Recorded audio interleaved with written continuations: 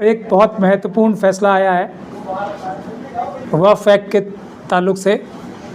मोदी जी और अमित शाह साहब ने और आरएसएस ने अडानी अंबानी और यूसुफ लुलू के साथ मिलके जो वक्फ एक्ट में चेंजेस कराए थे, जिसमें हमारे बहुत सारे उलमाए सू भी शामिल थे, इन सब लोगों ने साजिश करके, ओवैसी साहब ने, ये सब लोगों ने साजिश करके वक्फ की प्रॉपर्टीज़ हड़पने के लिए एक उम्मीद नाम का एक्ट बनवाया था मोदी जी और अमित शाह जी से, आरएसएस और बीजेपी से, जिसका नाम दिया था unified Waqf management empowerment efficiency and development act.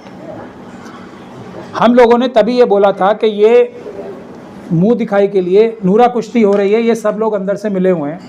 आज वो बात 100% साबित हो गई है, क्योंकि जैसे एसआईआर में आप सब लोगों ने देखा ना, एसआईआर ख़त्म कराने सुप्रीम कोर्ट में गए थे और सिर्फ आधार कार्ड लेके वापस आए और उसको विक्ट्री बता रहे थे। ये सब लोग भी आरएसएस और बीजेपी से मिले हुए लोग हैं जो एसआईआर की सुप्रीम कोर्ट के ऑर्डर को भी जीत बता रहे थे। उसी तरीके से उसके फ़ौरन बाद आज एक और फैसला आया है जो पुराने वाले 2013 के वक्फ एक्ट को बिल्कुल मिट्टी में और धूल में मिला दिया जिसने, और वक्फ की जितनी भी प्रॉपर्टीज़ हैं उनके ऊपर बहुत बड़ा ख़तरा नहीं, ख़तरा आ चुका है अब।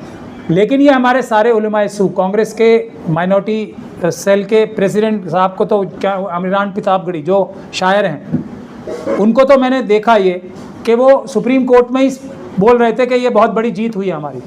मैंने सोचा ये तो चलो ज़्यादा इस विषय में जानकारी नहीं रखते, शायद कांग्रेस की ऑफिशियल वर्जन नहीं होगा। उसके बाद मैंने जयराम रमेश साहब, जो कि जिनके लिए मैं सीधा सीधा बोलता ही हूँ, वो स्लीपर सेल है आरएसएस और बीजेपी के, उन्होंने भी ये कहा है कि ये बहुत बड़ी जीत है ये, जो वक्फ की प्रॉपर्टीज़ बचाना चाहते थे उनके लिए। मेरा ये कहना है कि इससे बड़ा झूठ और इससे बड़ा फरेब, फ्रॉड कुछ नहीं हो सकता।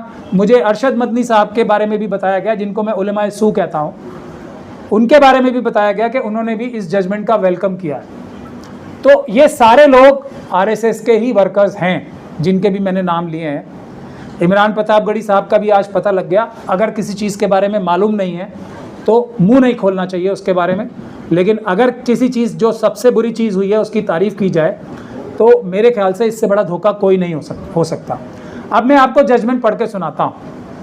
जब ये लोग सुप्रीम कोर्ट गए थे, याद कीजिए, ओवैसी साहब को, मदनी साहब को, सारी पर्सनल लॉ बोर्ड के सभी मेंबर्स को, उन्होंने ये कहा था कि हम इसमें 43 चेंजेस हुए हैं, 43 के 43 को रिजेक्ट करते हैं। इसमें से एक भी प्रावधान ऐसा नहीं है जो वक्फ के हित का हो। ये वक्फ सारे के सारे प्रावधान जो चेंज किए गए हैं, ये वक्फ को लूटने के लिए बनाए गए हैं। ये सब की स्टेटमेंट थी, ठीक है, नहीं थी। अब जब ये फैसला आया तो इसमें हुआ क्या है वो मैं आपको पढ़ के बताता हूँ। मेरे बोलने से कुछ नहीं होना चाहिए, आप लोगों को अपना दिमाग लगाना चाहिए और कौन आरएसएस के लोग हैं और कौन आरएसएस के लोग नहीं हैं ये समझना चाहिए। पैरा नंबर 209 में कंक्लूजन्स आए हैं। इसमें ये कहता है, in totality of circumstances we do not find any case is made out to stay provisions of the entire statute. हमने सब कुछ देख लिया, सारी बहस सुन ली, और हम ये अब कहते हैं, सुप्रीम कोर्ट कह रहा है ये, कि कोई भी केस नहीं बनता है वक्फ एक्ट को स्टे कराने में, और उसके बाद उसको जीत बता रहे हैं। बेशर्मी की हद है कोई।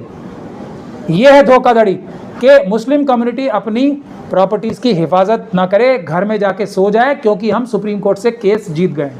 ये है आरएसएस के मेंबर्स का काम, ये है उलमाए सू का काम, और ये है स्लीपर सेल्स जो आरएसएस के हैं कांग्रेस के अंदर, उनका काम। इसके बाद कहते हैं, the prey for इम्प्यून्ड act is therefore rejected. इसीलिए जो आपके जो स्टे मांगा था उसको रिजेक्ट किया जा रहा है। However while doing so, in order to protect interest of all parties and balance equities during pendency of this batch of matters, we issue following directions। अब 3 पॉइंट पे सिर्फ स्टे जो कहा जा सकता है वो कहा जा सकता है। पहला पॉइंट है उसका कि जो 5 साल की एक शर्त थी कि कोई भी इंसान अगर वक्फ की प्रॉपर्टी, कोई भी अपनी प्रॉपर्टी वक्फ करेगा तो उसको ये दिखाना पड़ेगा कि वो 5 साल तक प्रैक्टिसिंग मुस्लिम था, यानी कि वो 5 साल से मज़हब इस्लाम का पालन कर रहा था। तो इसको उन्होंने स्टे किया है। स्टे करते हुए क्या कहा है ये shall stand state until rules are framed by state government for providing mechanism for determining question as to whether a person has been practicing Islam for at least 5 years or not। यानी कि rules बनाने हैं सरकार को सिर्फ rules बनाने हैं ये बताने के लिए कि 5 साल की प्रैक्टिस वाला मुसलमान है या नहीं है कोई। ये इतना भर, और सरकार रूल बनाने में कितनी देर लगेगी? कम से कम बीजेपी रूल सरकारें तो सही ज़्यादातर स्टेट्स में, तो कितनी देर लगेगी?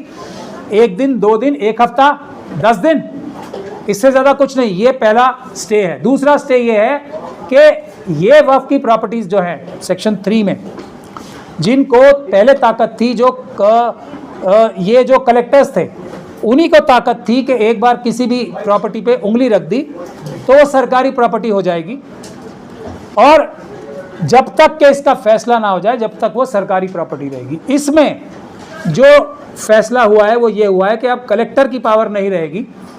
एक डेजिग्नेटेड ऑफिसर जो होगा, जो स्टेट गवर्नमेंट बनाएगी, वो डेजिग्नेटेड ऑफिसर जो होगा वो कलेक्टर से ऊपर की रैंक का होगा। कोई सरकारी बनाएगी, कोई भी सरकारी अधिकारी जो कलेक्टर से ऊपर होगा, अब वो फैसला करेगा ये प्रॉपर्टीज वक्फ की प्रॉपर्टीज हैं या नहीं है।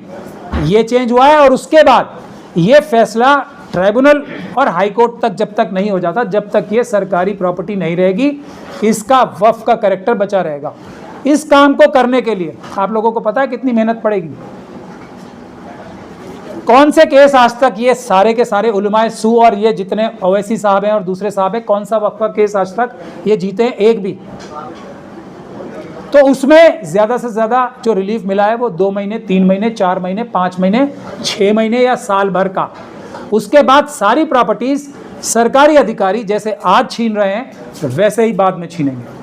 तीसरा रिलीफ जिसको कहा जा रहा है वो ये कहा जा रहा है कि सेक्शन 13 और 14 सेंट्रल वक्फ काउंसिल में अब 22 में से 4 सिर्फ नॉन मुस्लिम्स रह पाएंगे, और जो स्टेट के वक्फ बोर्ड्स बनेंगे उसमें 11 में से सिर्फ 3 नॉन मुस्लिम रह पाएंगे। ये बहुत बड़ा रिलीफ मान रहे हैं इसे, जिसमें ये है कि जहां एक भी नॉन मुस्लिम नहीं हो सकता था वहां अब 3 और 4 आ जाएंगे। इसको ये रिलीफ बता रहे हैं। शर्म से डूब नहीं मरते ये लोग, इनको शर्म नहीं आती, और कितना धोखा देंगे ये पूरे देश को भी और सब संविधान को भी। तो इसके अलावा कोई भी स्टे या कोई भी रिलीफ किसी को नहीं मिली है। अब मैं आपको ये बताता हूं कुछ मोटी मोटी चीज़ें जो चली गई हैं इसमें, जिसका कोई जिक्र नहीं कर रहा, ना इमरान प्रतापगढ़ी, ना ये अरशद मदनी साहब, और ना जयराम रमेश। पहली चीज़ क्या गई है इसमें? मैं तो ये सिर्फ थोड़ी सी बता रहा हूँ। हालांकि 43 की 43 चीज़ें ऐसी थी जो कि आरएसएस और बीजेपी ने बहुत सोच समझ के, हम लोगों ने जो 2013 में एक्ट बनाया था उसको ख़त्म करने के लिए और उसको नेस्तो नाबूद करने के लिए ये सारे 43 प्रोविजंस आए थे। 43 के 43 प्रोविजंस ही जाने चाहिए थे। कम से कम बोल तो रहे हम हार गए, सुप्रीम कोर्ट में हम लोग हार गए, ये तो कह दें ताकि लोग अपना आंदोलन करके अपनी प्रॉपर्टीज बचा सकें। ये भी नहीं कह रहे, मतलब अब जाके मुस्लिम कम्युनिटी सो जाए घर पे अपने और सारी वक्फ की प्रॉपर्टीज अडानी अंबानी यूसुफ लुलु लूट के ले जाए। क्या आज की तारीख में once a Waqf always a वक्फ है? ये सबसे बड़ा प्रिंसिपल था ना वक्फ का, जो एक बार वक्फ है वो ता क़यामत वक्फ ही रहेगा। ये प्रावधान क्या है आज? जवाब है नहीं। फिर भी इन लोगों को शर्म नहीं आती है, ये इसे जीत बता रहे हैं। दूसरा, वक्फ बाय यूज़र क्या है आज? जवाब है नहीं। उसके बाद भी ये बेशर्म इसे जीत बताते हैं। सर्वे कमिश्नर जो कि एक सीनियर आईएएस ऑफिसर होता था स्टेट गवर्नमेंट का, जो सब लोगों से सबूत इकट्ठे करके किसी प्रॉपर्टी को वक्फ पर बनाता था, वो क्या है आज? जवाब है नहीं। अब जो वो होंगे ना कलेक्टर्स, वो ही वक्फ का सर्वे किया करेंगे। अब इसके बाद जो सज़ा होती थी ना, कैद बामुशक्कत चक्की पीसने वाली सज़ा, क्या है आज? नहीं। जो अरेस्ट होने का प्रावधान था इसमें, नॉन बेलेबल ऑफेंस था, कॉग्निजेबल ऑफेंस था, जो वो क्या है आज? जवाब है नहीं। फिर भी ये बेशरम लोग इसे जीत बताते हैं। जो ओवरराइडिंग इफेक्ट था कि वक्फ के कानून का सभी पुराने कानूनों के ऊपर वर्चस्व रहेगा, बढ़तरी रहेगी, जो आमतौर पे ज़्यादातर कानूनों में ये प्रावधान होता है कि पिछले सारे कानून, क्योंकि पार्लियामेंट को पता होता है कि पिछले कानून ऐसे हैं, तो जो अब का कानून बन रहा है वो उस पर बढ़तरी हासिल रखेगा। वो क्या है, वक्फ के लिए आइडेंटिफाई करके हटाया गया क्या है? नहीं। फिर भी ये बेशर्म से जीत बता रहे हैं। क्या नॉन मुस्लिम्स, जो एक मेन डिमांड थी, वक्फ के अंदर कुछ भी नहीं रहेंगे क्या है? जवाब है नहीं। फिर भी ये बेशर्म जीत बता रहे हैं इसे। जो इलेक्शन होता था ना वक्फ बोर्ड्स में, चाहे एमपी हो, एमएलए हो, मेंबर ऑफ ये, चाहे मुतवल्ली हो, चाहे बार काउंसिल के मेंबर हो, ये सब इलेक्ट होके आते थे ना। क्या अब इलेक्ट होके आएंगे? जवाब है नहीं। सरकारें, ज़्यादातर कौन सी सरकारें? भारतीय जनता पार्टी और किसी की भी सरकार हो, जो वो नॉमिनेट करेगी किसी आदमी को, वो क्या ईमानदार आदमी को करेगी नॉमिनेट? जो एक इलेक्शन से थोड़ी बहुत ईमानदारी की बू आती थी ना वक्फ बोर्ड के मेंबर्स के अंदर, वो भी ख़त्म कर दी, और आज ये बेशर्म लोग इसे जीत बता रहे हैं अपनी, तो वो भी गया।